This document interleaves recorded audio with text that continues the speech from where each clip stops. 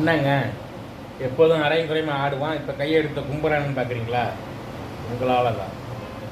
உங்களை சந்திக்க போகிறேன் நான் தினம் தினம்.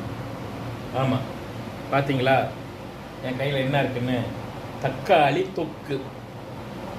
தக்காளி தொக்கு செய்து இப்போ 27 நாள் ஆகுது, சாரி 26 நாள் ஆகுது. ஒரு பாட்டில் இவ்வளவு தீர்ந்துருச்சு, இன்னும் இவ்வளவு இருக்குது. இதை நம்ம என்ன பண்ண போகிறோம்னா அப்படியே வைக்க போகிறோம் 6 மாதத்துக்கு.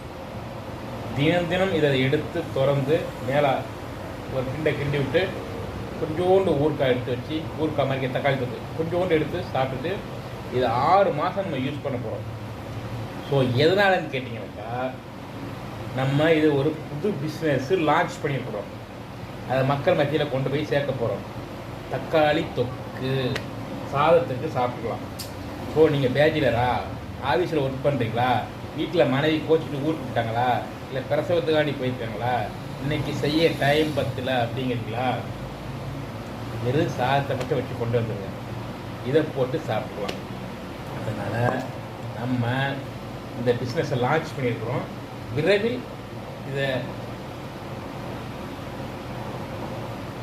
சரியான ஃபார்மாலிட்டிஸ் எல்லாம் முடிஞ்சு எந்த ஒரு சைடு எஃபெக்டும் இல்லை, இது 6 மந்த்துக்கு வச்சு சாப்பிட்லாம், இதனால் எந்த ஒரு கெடுதலும் இல்லை அப்படின்னு நம்ம உறுதிப்படுத்திட்டு அதுக்கு அப்பாற்பட்டு தான் நம்ம மற்றவங்களுக்கும் நம்ம வந்து சேல் பண்ண போகிறோம். ஒன்று, நம்ம இதில் சேர்க்குற எல்லா ஒரு பொருளுமே எதுவுமே ஹைப்ரிட் கிடையாது, எல்லாமே சொந்தமாக நம்ம தோட்டத்தில் விளையிடக்கூடியது, நம்ம டெல்டா மாவட்டத்தில். ஆமாம், ஆனால் இதோட மேனுஃபேக்சர் கொங்கு மண்டலத்தில்.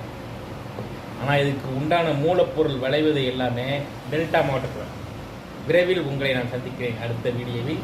நமது வீடியோவை நீங்கள் ஷேர் செய்துவிட்டு ஒரு கமெண்ட் பண்ணிவிட்டு நீங்கள் எந்தெந்த ஊரிலிருந்து பார்க்குறீங்களே என்று கமெண்ட் பண்ணிட்டு சொல்லுங்கள்.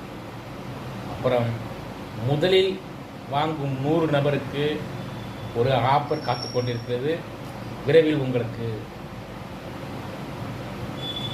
எல்லா இதுகளும் தயார் நிலையில் இருக்கிறது.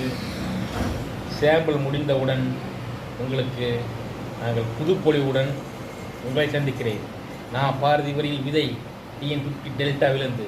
அடுத்த வீடியோவில் இதோட முழு விவரங்களையும் விரிவாக்கத்தையும், இதுக்கு நம்ம என்னென்ன கலக்கிறோம், எப்படி பயிரிடுறோம், எவ்வளோ நாள் அந்த பயிர் நம்ம வளர்க்குறோம், அதுக்கு அப்பால் பட்டு இது நமக்கு வருது, செய்கிறோம், செஞ்சு அதுக்கப்புறம் உங்கள் மத்தியில் உங்களுக்கு நான் கொண்டு வந்து சேர்க்கிறேன்.